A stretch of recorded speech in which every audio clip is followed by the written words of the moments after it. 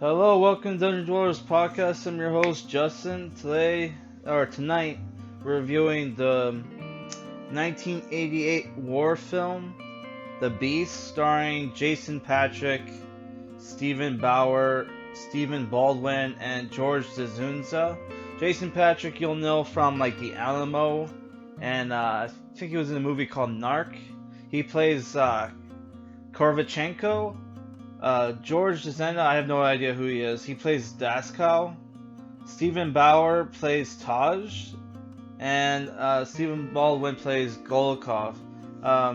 Stephen Bauer, you'll know from... He was Tony Montana's right-hand man, if you ever seen the Scarface movie.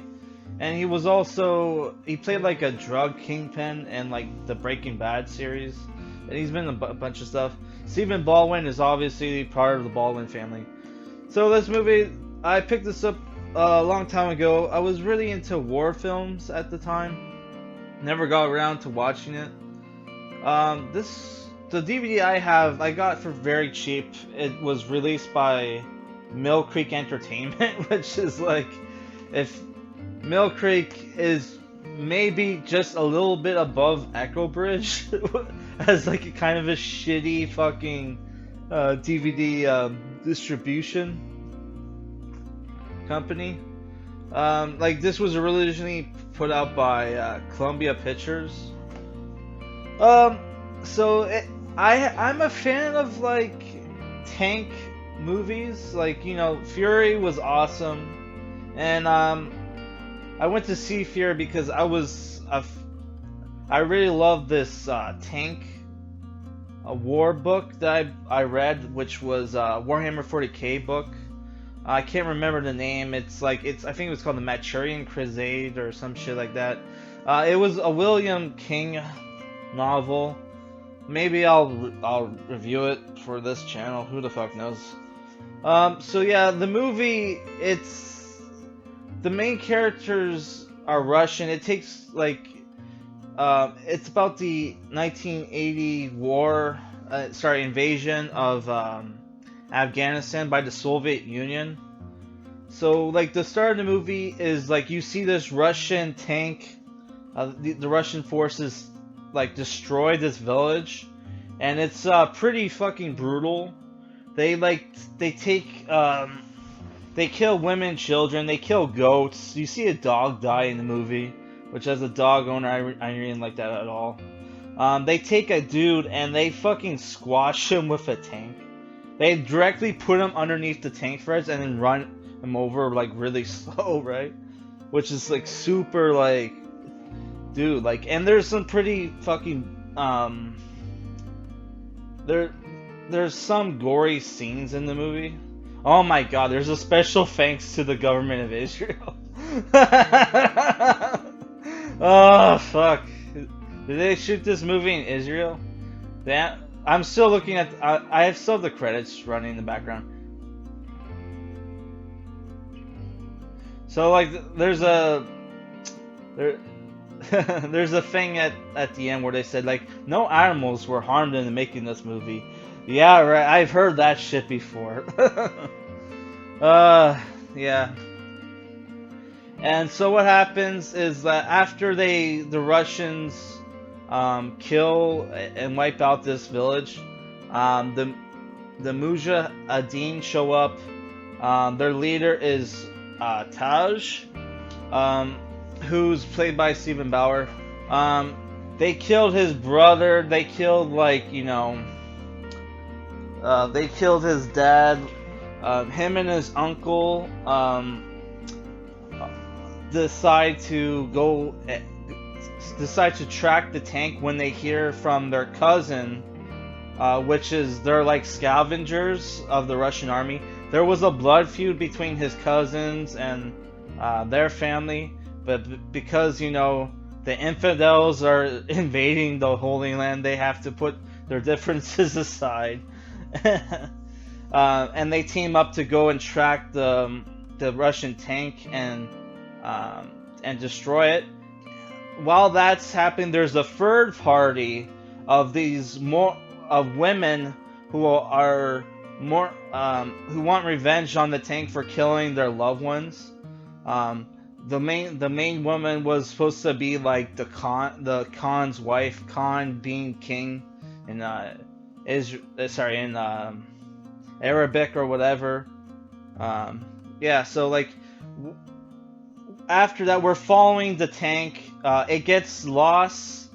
And they, unbeknownst to them, they're like driving into a cul-de-sac where you have like plateaus and like mountains and shit. So they can't radio for help because all the mountains are blocking their transmissions. They can receive radio signals, but they can't send them out. Which the main drama is basically you have this tank that is commanded by this asshole tank commander who kills their Afghani translator because he feels like they're gonna betray him, and he's played by I won't say a famous actor, but you'll know him from like the Mummy movies and like other movies like that. Yeah, so like Jason Patric was this guy played by Constantine who was friends with him, and he was kind of an intellectual. He was in the intelligence group, but kept getting demoted. So now that now he's part of the tank crew. He's the driver. He eventually gets on the bad side of the tank commander. So he leaves the tank driver, Jason Patric, tied to a rock with a grenade under his neck. What ends up happening is a bunch of dogs show up. He lets the grenade fall and it kills the wild dogs, which that I wasn't a huge fan of that scene. But if it's you or them, what's that famous saying? If it's me or you best believe it ain't gonna be me. So it's like I kind of get that. What ends up happening is the Mujahideen find Constantine, and he says one of the words for shelter in Arabic, which there's like 3 codes that the Muslim people follow: politeness, revenge, and like giving sanctuary to those who want sanctuary. Though I haven't read the Quran, but from what I know about the Quran, it's like they're not very hospitable to non-Muslims. So it's like I have a hard time believing that they would give sanctuary to like infidels, but whatever, right? The movie probably leans a little left, even though there's like a poem. The movie starts off with this poem about like if you're wounded on the Afghan sands, best to kill yourself before the Afghan women come, which they tried to stone the dude like when he was signed onto the rock. So like yeah, Constantine turns traitor and helps the Mujahideen destroy the tank, which the tank is a piece of shit. Like constantly shit's not working.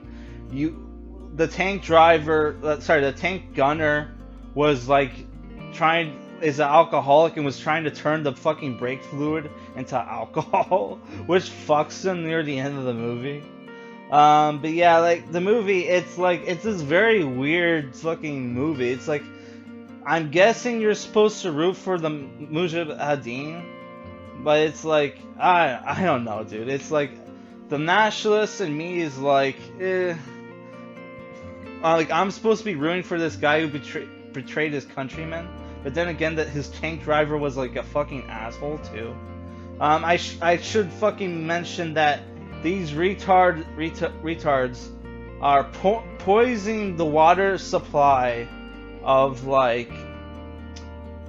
a desert country that doesn't have a lot of water, and they're not leaving any markings for their fellow Russians. So what ends up happening is the only other Russians like because like the tank is separated, is like by itself, right?